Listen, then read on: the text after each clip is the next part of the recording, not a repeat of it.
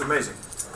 It is very unfortunate that I'm doing this talk because should have been Rathna, our colleague from India, who was not given a visa into the Netherlands and was grateful for our government to keep foreigners out as much as possible. But in this case it was rather embarrassing. Please bear with me that I'm running this from Windows because the PowerPoint on Windows is still better than on the Mac. To kill the time, I'm going to do a continuation of a talk that I gave on Iceland, which with hindsight I call the Eurobic Talk 1. And the point I made there is that Arabic in the hands of European designers became something new. We have already seen this morning a talk by Titus Nemet, where he explains the technical rationale for it. Let me back up. The first thing is that my perspective on Arabic script is in a bit of a larger context. I see Arabic script as part of a big, chaotic world, as we all know. Then, and the second thing is some chaotic impressions. I got this document by accident. In fact, as a student, I had volunteered to act as Arabic-speaking officer in the Dutch army when the Dutch government joined the Middle Eastern crisis in the 1980s. And when I came back, they asked me to see if other people were fit for the same task. And one of them was actually an antiquarian. He sold old books. And when he saw my library, he said, this may be interesting for you. And it was extremely interesting for me, in fact. This is a document written by a site by someone that I discovered is one of the greatest typographers of Arabic, in which he explains why and how he did it. And that's a rarity, because as we learned this morning again, a lot of the work on Arabic disappears in anonymity. We don't really know. We don't really know who did it and why and how they did it. Now, some more confused itineraries. I was preparing a talk for Yerevan at the request of the Ministry of Culture. And I was well on the way.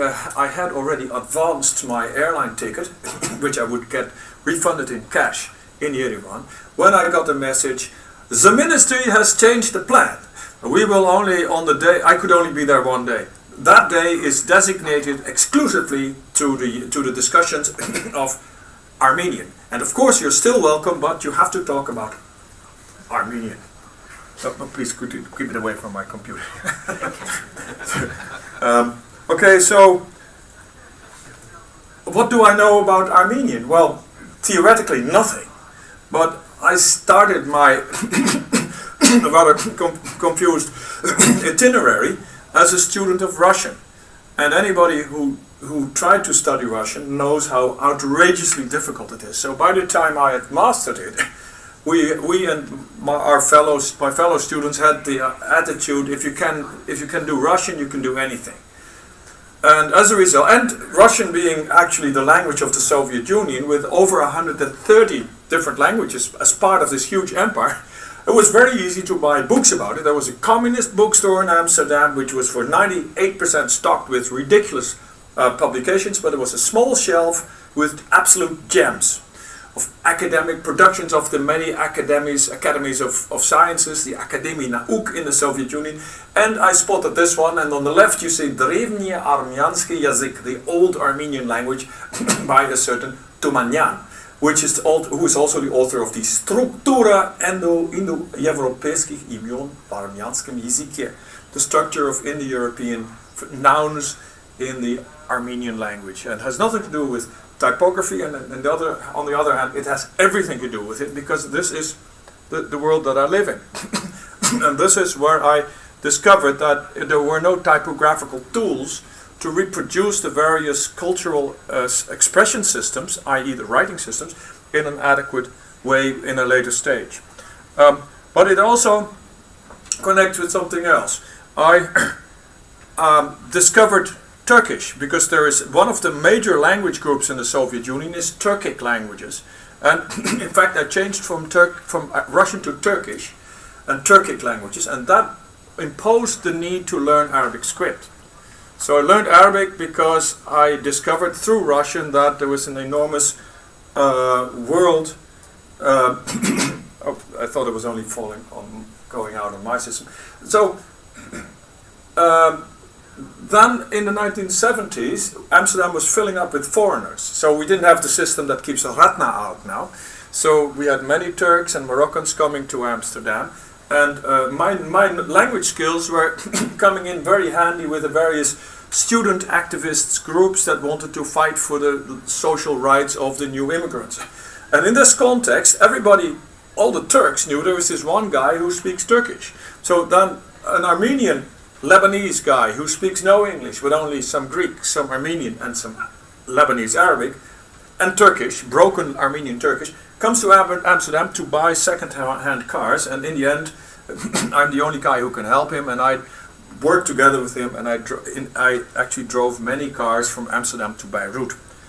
And that, for someone who has a classical education in Latin and Greek, is something that gives one goose pimples, because where America has only a very boring thing like Route 66, which goes from coast to coast, the old motorway that's now replaced everywhere. We have the European Route E5, which starts at the Hadrian Wall in northern England, cutting off the road to Scotland, and the same Roman route goes all the way to Old Aleppo. And to when I hitchhiked it originally, and I later drove it with second-hand limousines, and eventually I became a truck driver, I drove a fantastic piece of history that's engraved on the continent.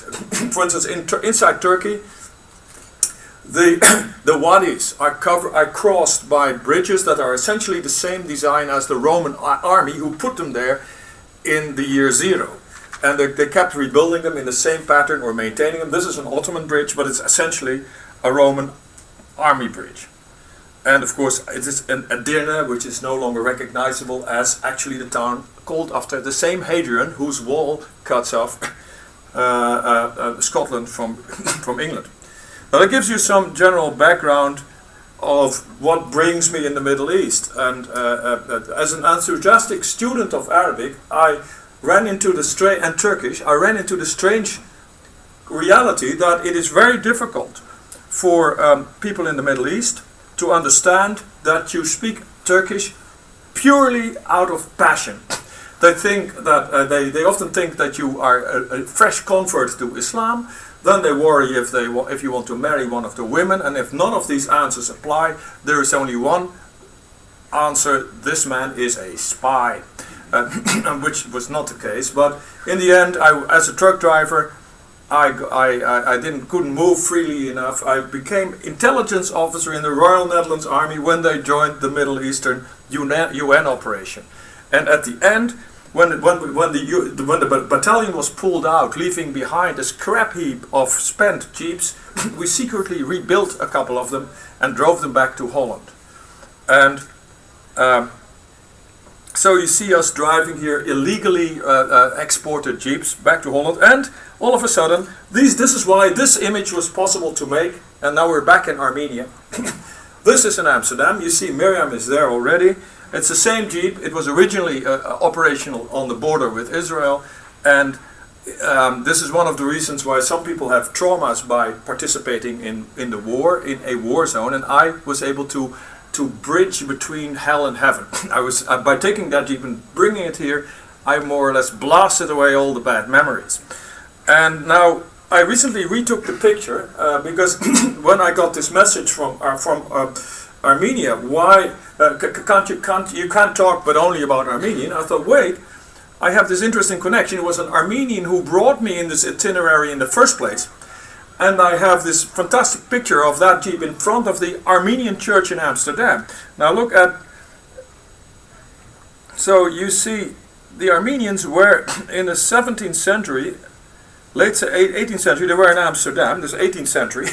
I made some pictures, so how do you know it's an Armenian church? Well, there's Armenian all over it. And I transliterated it on top with there are two flavors of Armenian script, and I transliterated it in the more cursive one.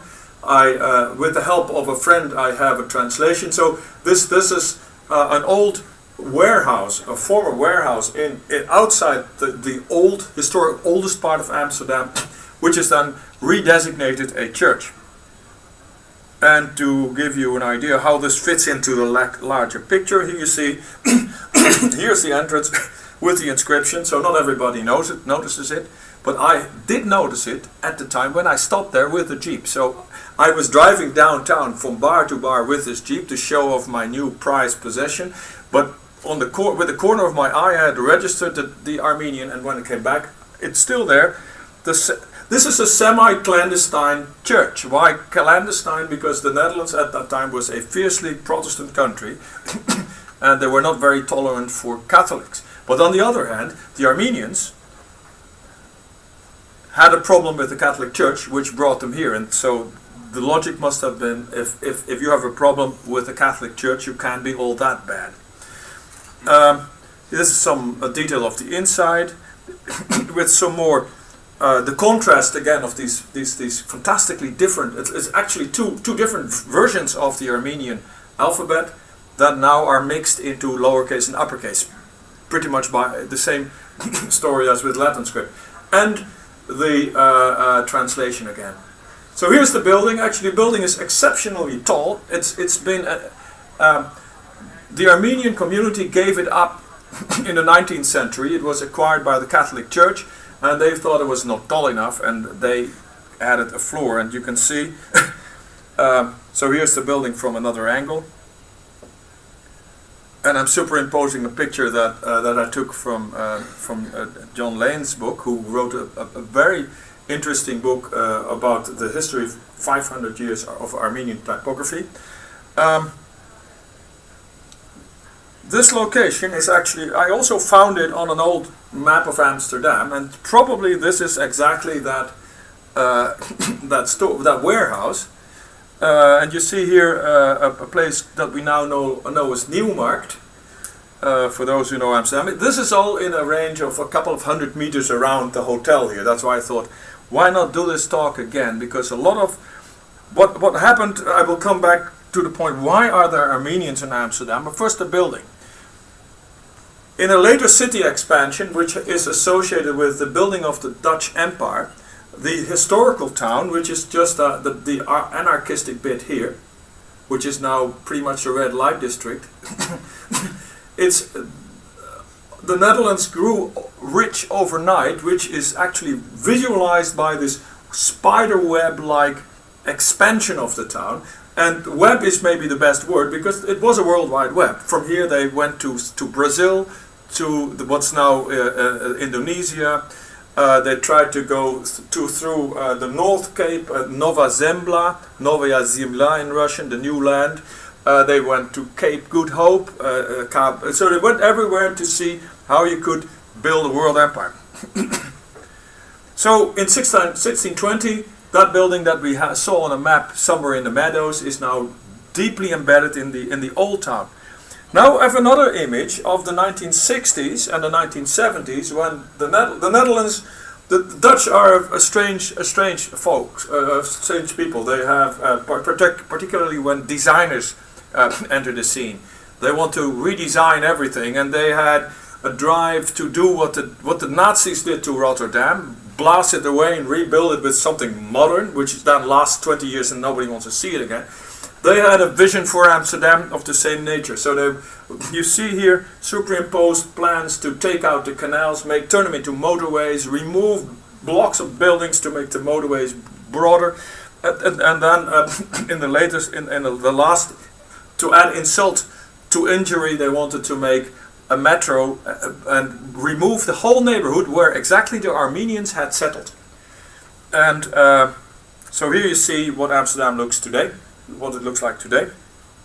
So Amsterdam has expanded tremendously, but the core is still there.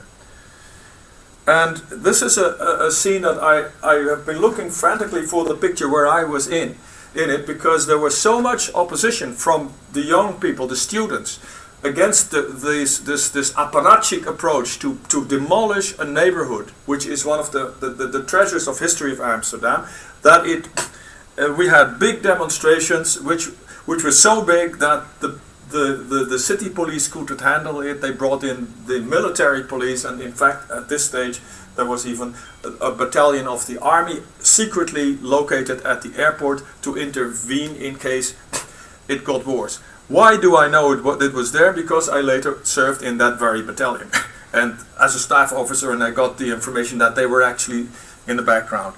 So, but in spite of all the violence, the politics had to cave in, and the neighborhood is by and large still there. So this is my little contribution to the history of Armenians in Amsterdam. The part where for Armenians you have to realize, like typically Middle Eastern, the identity, or maybe typically for people, they have a religion which is an identity system by itself, and they have a holy book, and the holy book has to be in their language, and they have the language. And when the Armenians settled in Amsterdam, they brought all these ingredients with them, and that's why there was the church, and that's why they wanted the typography. Now, zoom out again, and this is why I brought in all these fantastic maps. The Armenians originally were located in Armenia, where you would expect them, which was a kind of a no man's land between the Ottoman and the Persian empires, when they were in deep conflict in the early 17th century. The Ottomans were winning. The Armenians had the best position and most prosperous land in that area, and the Persians, fearing that the Ottoman Turks would be able to seize that, destroyed it. It's a case of the tactic of what's the word? Scorched earth tactics. And not just scorched earth, they depopulated it, and they forced the Armenians to move deep into the Persian Empire. And from there they went to Isfahan.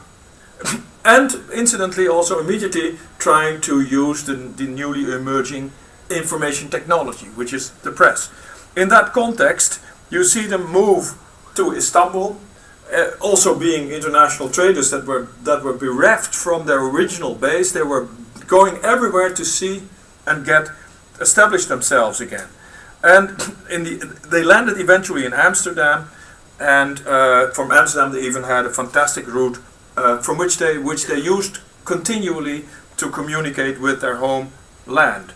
And this is all well documented, but in that context they had to make a move to Amsterdam because the Catholic Church refused them permission to print their holy book in their own language. And they knew that the Dutch were a kind of a bulwark of freedom of the press.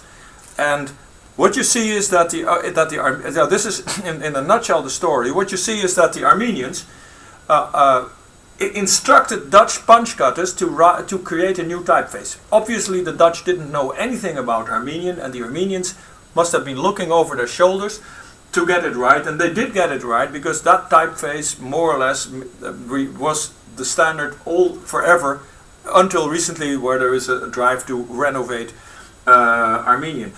They left when the taxes turned out too high, and through some moves they end up in Istanbul.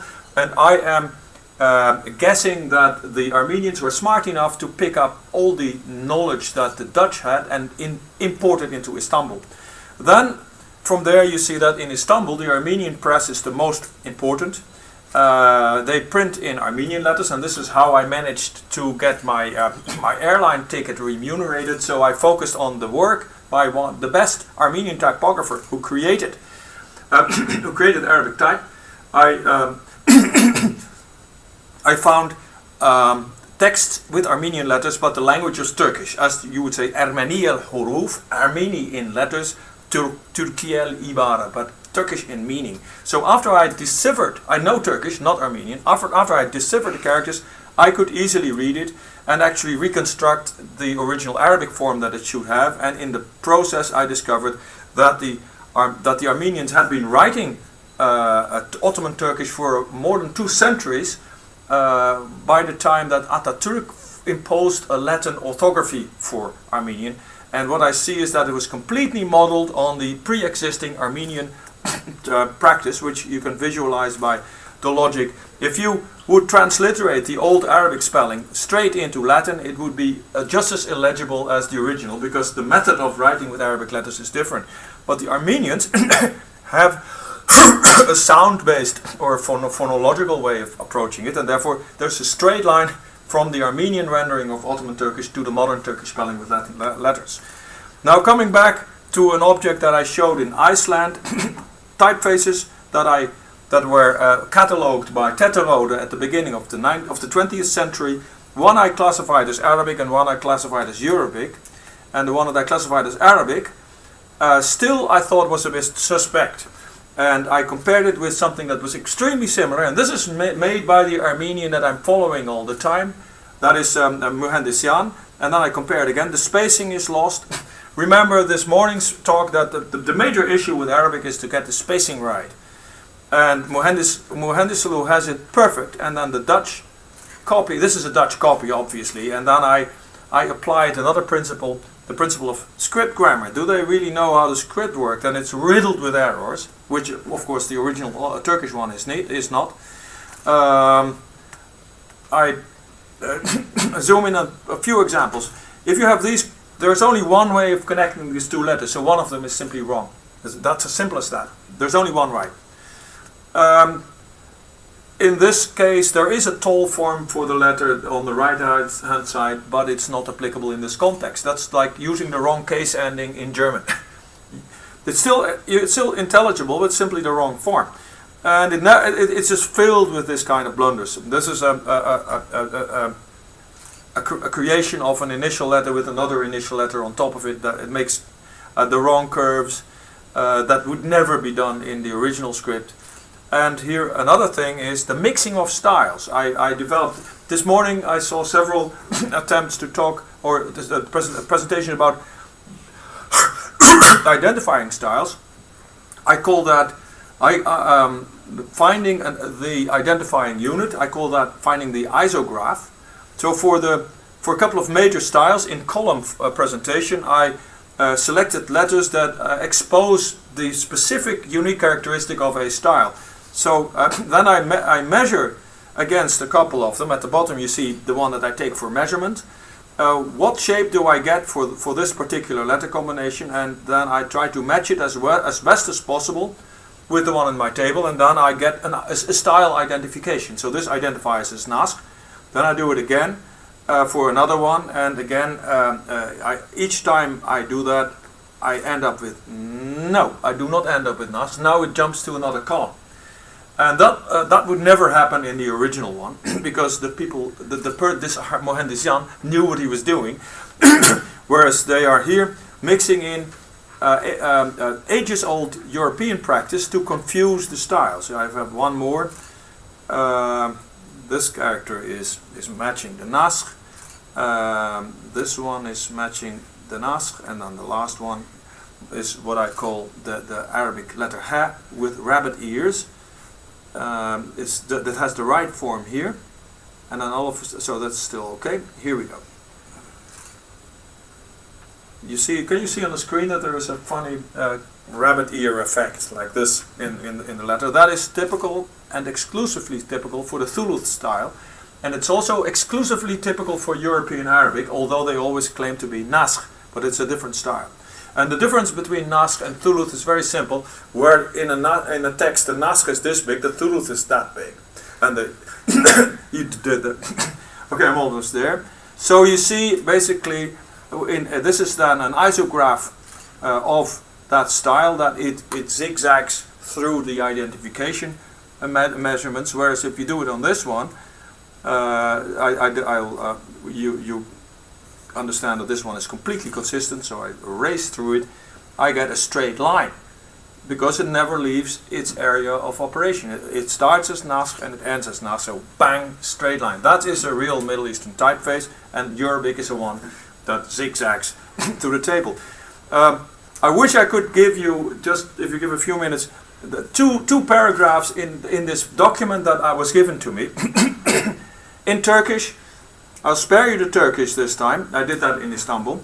But the man writes, I have cut punches in steel without making any errors in shape or composition from letters written with zeal by your Majesty's well-wisher, His Excellency Mustafa İzzet Effendi, Dean of the Calligrapher's Guild and foremost amongst the benevolent scholars of your Majesty's sublime empire. Now, Mustafa İzzet Effendi was a very highly positioned person in the Ottoman hierarchy. He was the chief military judge, a chief judge in other words. And because military and civilian was not separated in the Ottoman bureaucracy. And the second thing is, he says, and I printed these, my two respectful and humble petitions with the new typeface found from the aforementioned punches, and present them now in all audacity, and I love this phrase, in the loftiness-filled dust of the soles of the feet of the serene shadow of God. This is how you would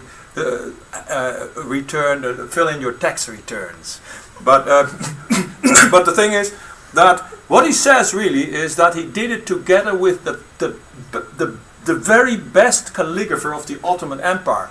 So he didn't just improvise or look around and fiddle around with manuscript. He had the very best. And I have meanwhile additional information that there was an earlier Armenian attempt where the Sultan Mehmet ordered a calligrapher to collaborate with the Armenian typographers, because he knew the Armenians had the best technical take, whereas they didn't know the Arabic just as little as the Dutch knew Armenian.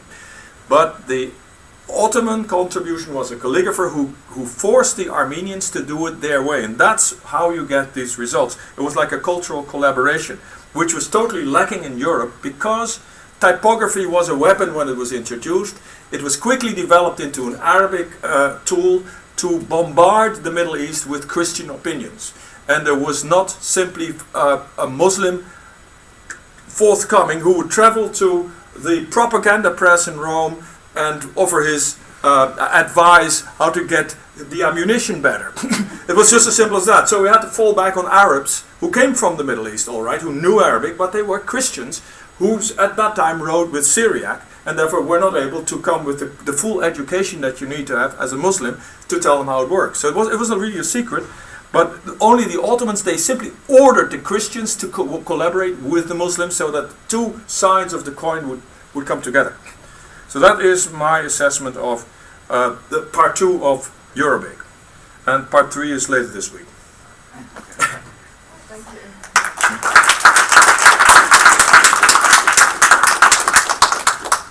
Yeah, we're soon going to lunch. Maybe a little question, or otherwise you'll have to... We've only time for one stupid question.